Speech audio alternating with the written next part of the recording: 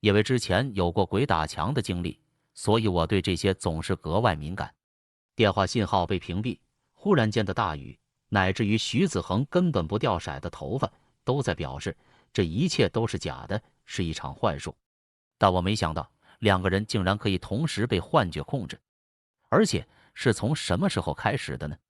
如果说山下并没阴天的话，难道从我俩开始上山就已经入了局？或者我们现在真的在山上吗？细思极恐。徐子恒神色复杂地观察着窗外的雨幕，小声念叨了一句话，我没听真切，只觉得像是师傅两个字。问他的时候，他又摇头，闭口不谈。车窗上的雨水打着旋往下流，几乎能闻到外面雨天湿黏的空气。我心里发沉，如果这么真实的场景都是鬼打墙的话，那之后又要怎么分辨真假？徐子恒还沉默着，我开口，听说骂脏话可以破解鬼打墙，要不要试试？这办法是网上看到的，虽然不一定靠谱，但试试总不吃亏。徐子恒应声，表情复杂，没用的。这不是普通的鬼打墙，我们身上被人做了手脚，又闯入阵法，才会这样。他把手往我脖子后面伸去，竟然摸出了一张剪成小人形状的剪纸。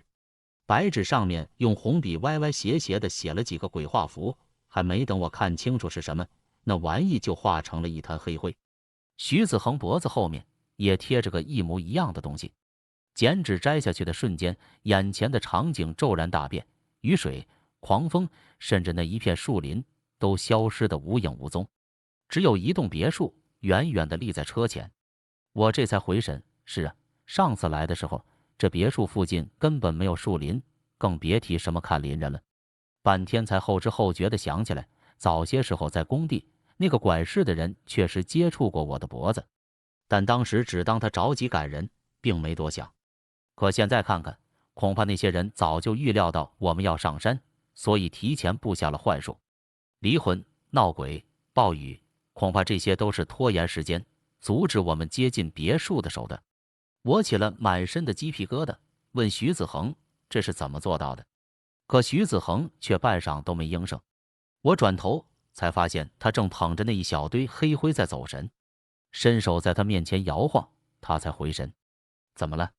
我收回手，没什么。不过你是不是哪不舒服？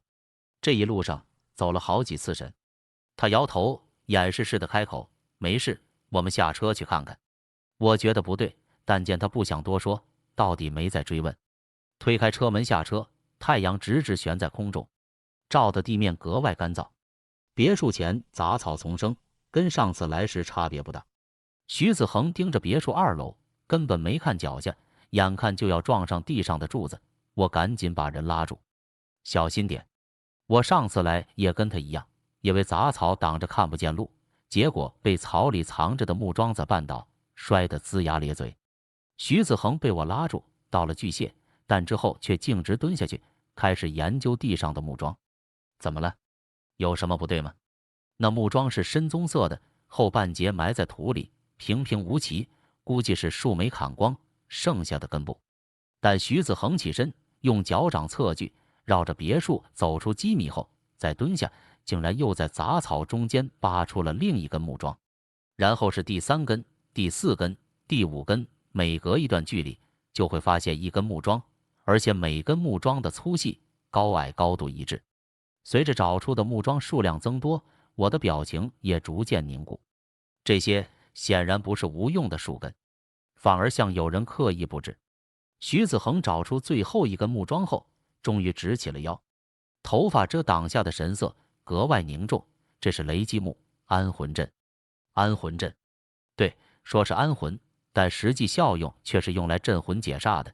这样的大阵通常只会用在乱葬岗或者古战场的埋尸地、乱葬岗和埋尸地。徐子恒话没说完，但我却隐约明白了他的意思。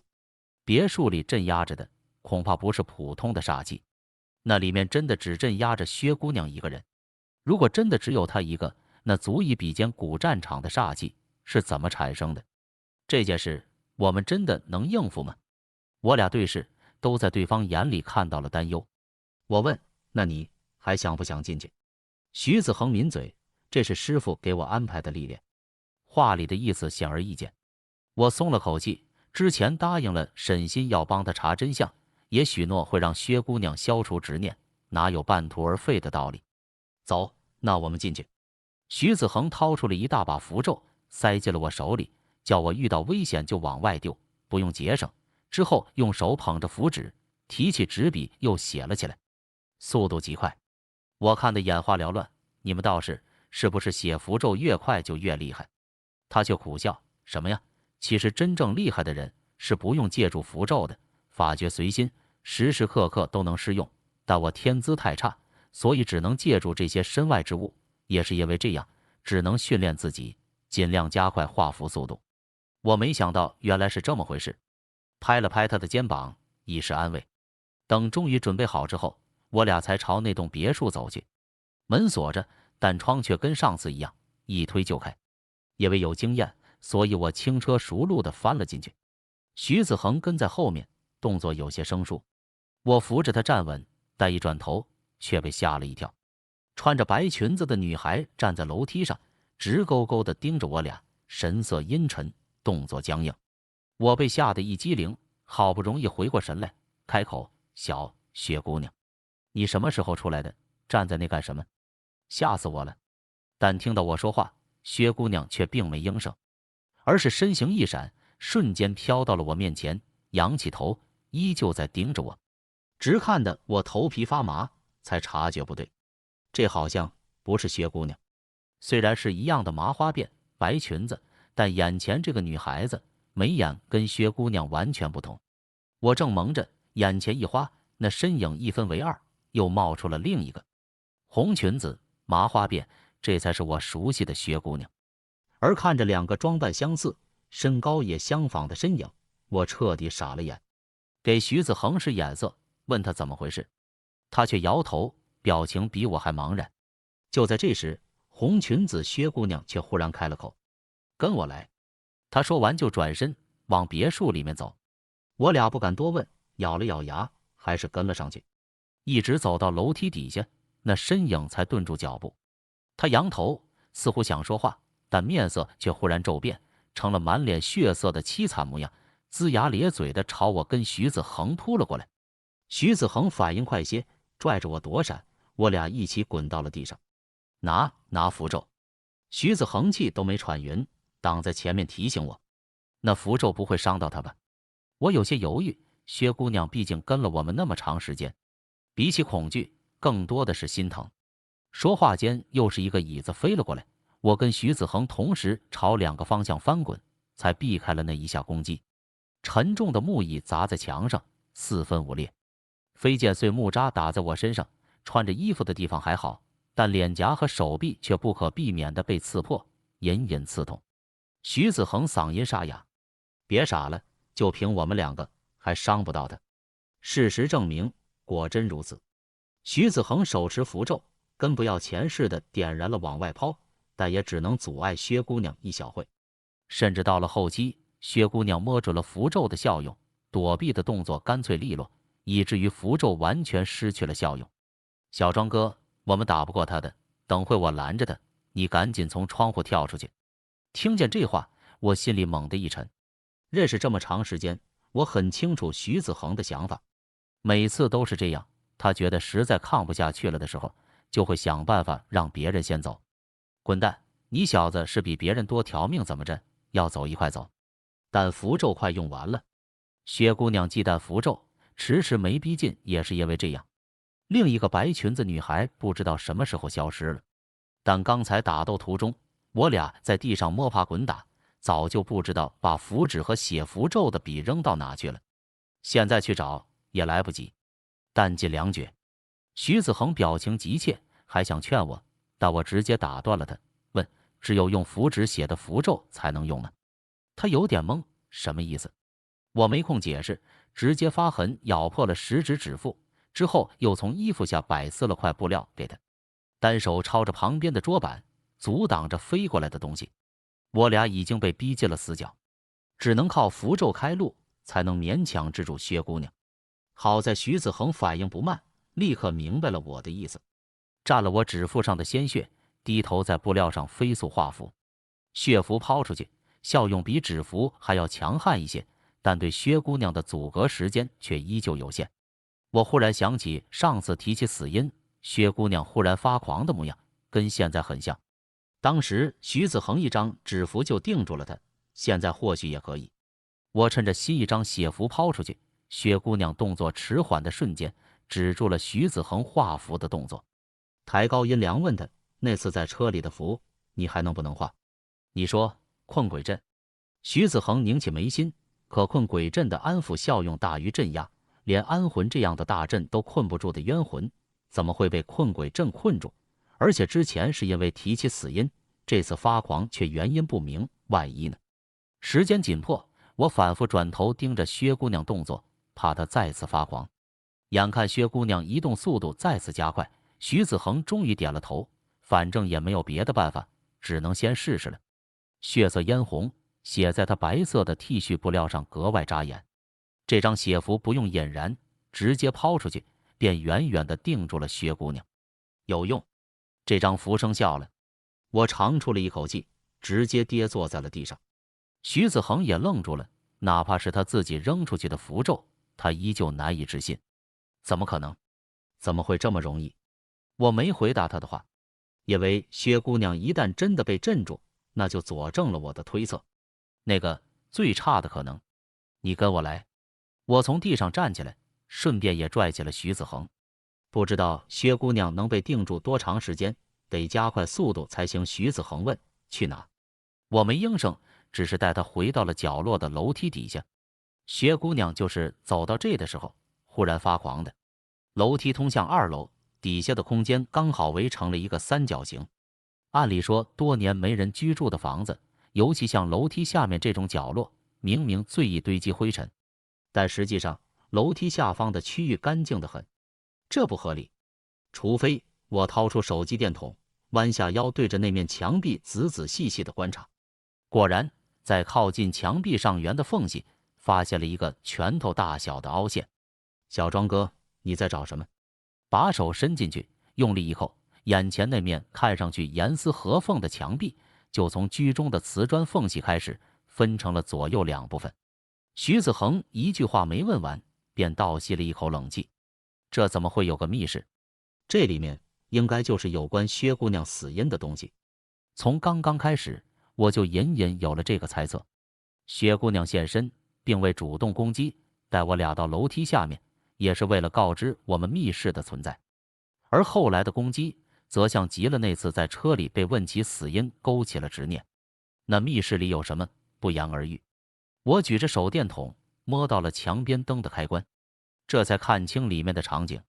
血迹斑斑的绳子、照片以及带着倒刺的鞭子，亲眼目睹的真相，远比我想象中还要恶劣。这个草，这他妈是畜生吧？徐子恒第一次在我面前爆了粗口。我现在就打电话报警，把那些混账人渣都抓起来，查清真相，解除怨念，可以让薛姑娘彻底放下执念，离开这个世界。这原本是件好事，也是我跟徐子恒来这栋别墅的目的。但实际上，我却丝毫都高兴不起来。我早该意识到，薛姑娘从来都不是一个人。密室最里面放着一排展示柜，很高很长的柜子，从左往右写了编号，一直到107，编号截止日期是5年前。透明的玻璃柜能清楚地看到里面摆放的东西：书包、鞋子、发夹，甚至还有一本日记。翻开画着蝴蝶封面的本子，入目就是一行稚嫩的笔记。1月3日，今天好饿，但妈妈没有打我，还买了饮料给我喝，说喝完了就可以永远都不用挨饿了。我跟妈妈一人一半，但我不舍得喝，偷偷藏起来，想分给小黑尝一尝。然后妈妈睡着了，家里来了很多人，怎么叫都叫不醒她。那个催债的叔叔骂她晦气，房子租不出去。有个阿姨跟我说，妈妈死了。什么是死了？睡着了就是死了吗？1月6日，那个告诉我妈妈死了的阿姨说她是我的姑姑，叫我先跟她一起住。她好像很讨厌我，所以我也不喜欢她。1月7日，姑姑很凶，是她不小心摔碎了碗，却怪我在客厅坐着干扰她做家务。1月8日，姑姑说她找到了愿意领养我的人，我很快就不用在他眼前碍事了。1月9日，那个叔叔看我的眼神，很像旁边餐馆的老板盯着小黑的样子。姑姑告诉我，就是这个人要领养我。哦，原来餐馆的老板也是想领养小黑呀。那刚好，小黑是只可怜的狗狗，跟我一样。1月10日，今天叔叔给了姑姑一个信封，然后姑姑就让我跟他走了。他朝我笑，让我叫他爸爸。爸爸的车很大，房子也很大，跟他住在同一个家里，应该不会挨饿。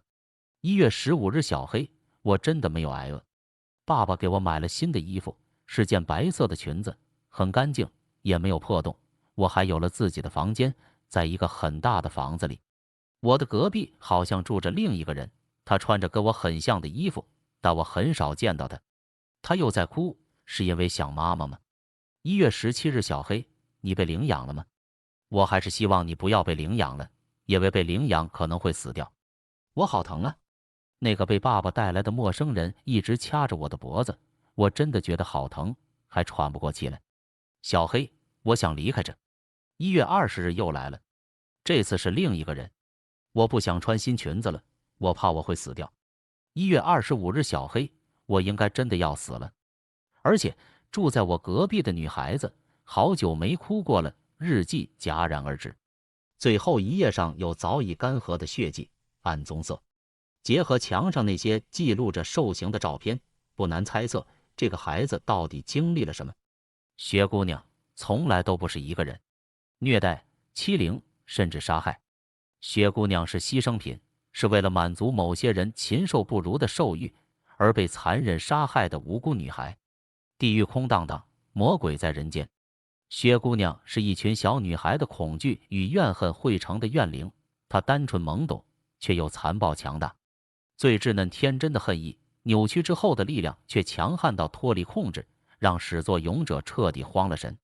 所以那些人要拼尽全力把她镇压起来，镇压在这片用人最肮脏的恶念汇聚而成的坟场。所以哪怕她身上背着数条人命，也并未遭受反噬。实在是这么沉重的罪孽，连上天都无法插手。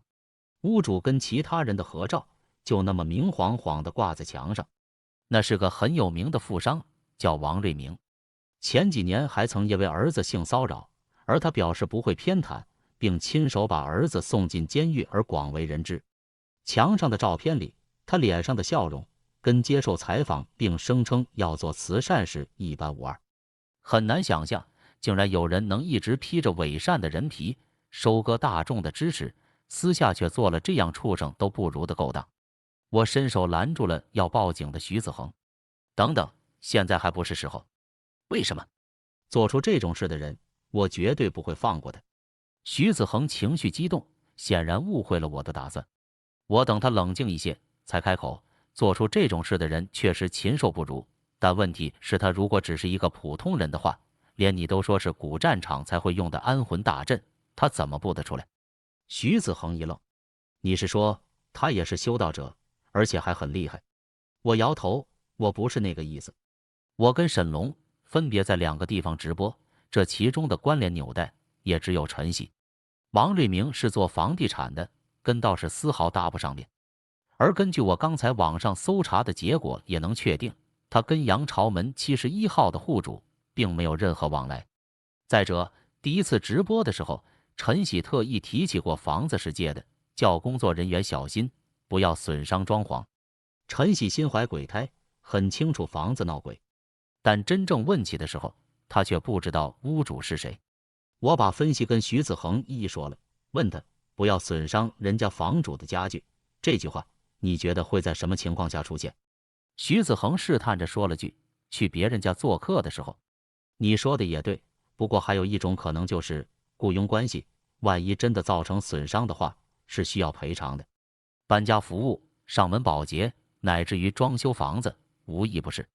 徐子恒猛地抬头，终于听出了我的暗示。你的意思是那个姓王的雇了陈喜来帮他驱鬼？我点了头。目前看来，这是最合理的解释了。刚刚那个幻境里，有一部分的确是真实的，那就是别墅闹鬼严重，以至于对靠近的活人都产生了影响。王瑞明无计可施，所以花重金找人来布下大阵。但问题是，近些年房价、地价都水涨船高，哪怕只是郊区的一块荒地，也能卖出天价。他到底架不住贪心，联系建筑队，打算直接拆了别墅重建，却没想到刚动工就死了人，只能作罢，连他自己都不敢接近。如果在这时候有人找上门，告诉他能帮忙驱鬼的话，有人靠着驱除怨鬼赚钱，可那是触犯天道的事，怎么可能做得到？徐子恒似乎想起了什么，脸色骤然白了下来，似乎想避开我的视线。我盯着他，没给他这个机会。事实证明是能做到的。死去的沈龙以及他消散的魂魄就证明了这一点。而且你很清楚要怎么做，对吧？小庄哥，你这是什么意思？你觉得我在骗你？